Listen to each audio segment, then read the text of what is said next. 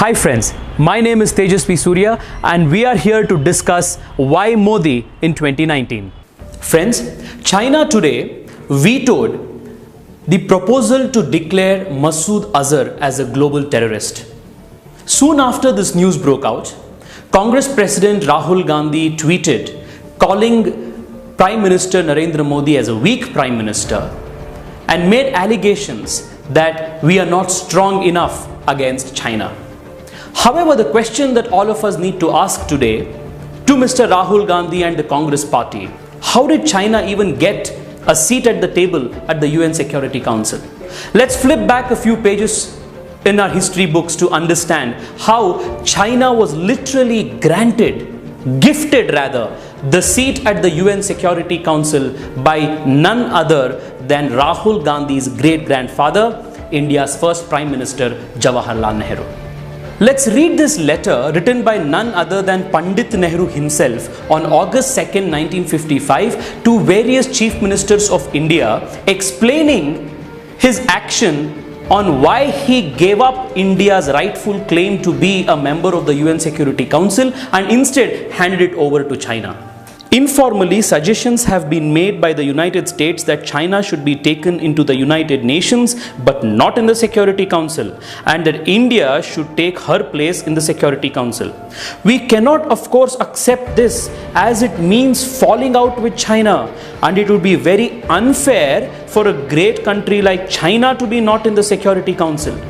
We have therefore made it clear to those who suggested this that we cannot agree to this suggestion. We have even gone a little further and said that India is not anxious to enter the Security Council at this stage, even though as a great country she ought to be there.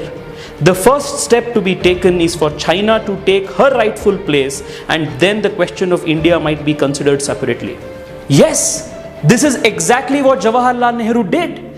He actually gave up India's claim in favor of China and said China has a rightful claim to be a member of the UN Security Council, and we can debate the question of India's membership at a later stage separately. The sheer incompetence of the Nehru-Gandhi dynasty, starting right from Jawaharlal Nehru up to today's Rahul Gandhi, has costed this nation enough.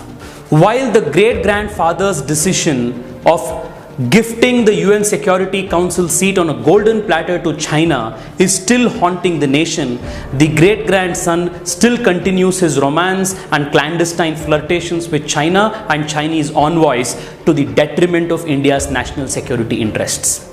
The question that all of us must ask today is, the Congress party throughout its history has always placed its petty politics and the families or the dynasty's interests over the national interests of the country.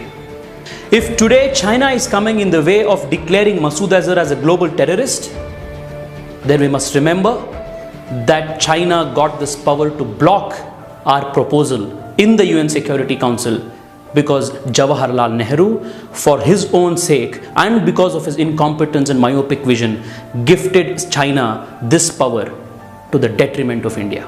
How much more longer can this country afford to go this way? Thankfully today, the country is being led by a stalwart like Narendra Modi. We will undo all of the mistakes of the dynasty, one after the other. These historical truths need to be told to all people. Every Indian must know as to what the price we are all today paying for the sins and incompetence of the Gandhi dynasty. Share this maximum so that it reaches every conscientious Indian.